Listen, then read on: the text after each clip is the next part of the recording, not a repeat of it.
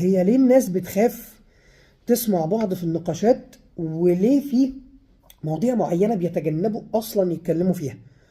يبدو لك من على السيرفس كده من الوش ان هم ممكن يبقوا اصل احنا بقى خلقنا ضيق، احنا بقت الناس قليلة الادب في النقاشات فبقينا بنتجنب حاجات معينة عشان ما نمسكش في بعض.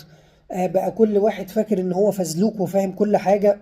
حاجات كتيرة جدا خارجيا بتبان لك، او بيبقى ممكن جزء كبير منها صح، بس الجزء الاكبر واللي ممكن يبقى الشخص نفسه مش عارف ان ده المحرك اللي بيحركه في النقاشات، وليه بيتعصب بسرعة، وليه بيبقى مش عايز يسمع حد، وليه بيبقى عنده الاتيتيود بتاع ماشي ماشي برافو انت اللي فاهم وما يكملش النقاش.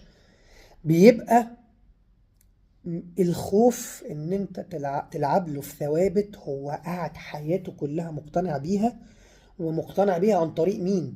مقتنع بيها عن طريق اهله وعن طريق مدرسينه، اللي هم المكانين اللي من واحنا صغيرين بتتعلم ان انت ما تراجعش وراهم في اي حاجه.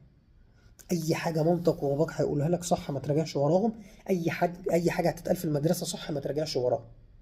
فهو هنا، هو لو دخل النقاش هو ممكن يكون هو مش مدرك ده، خد بالك، بس عقله الباطن بيخوفه. طب انت لو دخلت النقاش واكتشفت ان اللي انت بقالك 20 سنه بتتكلم بيه ده غلط، هتعمل ايه دلوقتي؟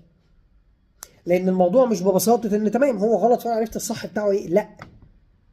هو انا هنا عندك الكارثه اللي الشخص داخليا بيخاف منها، وهي اللي انا بقول لك عليها انها طلعت غلط عشان انا ابويا علمني حاجه غلط، وامي علمتني حاجه غلط، والمدرسه درسولي حاجه غلط. فدي كارثه، دي انت هديت له حياتك كل حياته كلها، لان هو مش هيرجع يراجع التوبيك المعينه دي بس، لا هو هيبقى عنده اسئله وجوديه بقى. طب انا ليه اهلي اصلا علموها لي بالطريقه دي؟ طب انا ليه اهلي كانوا شايفين ان هي صح؟ طب هل ترتب عليها حاجات تانية انا اتعلمتها هي برضو غلط؟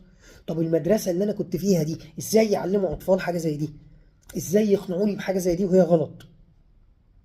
فهي دي الفكره. وهنا بتبقى في المواضيع الكبيره زي السياسه والدين وحاجات كتيره قوي، وبتلاقيها في مواضيع تافهه زي الكوره.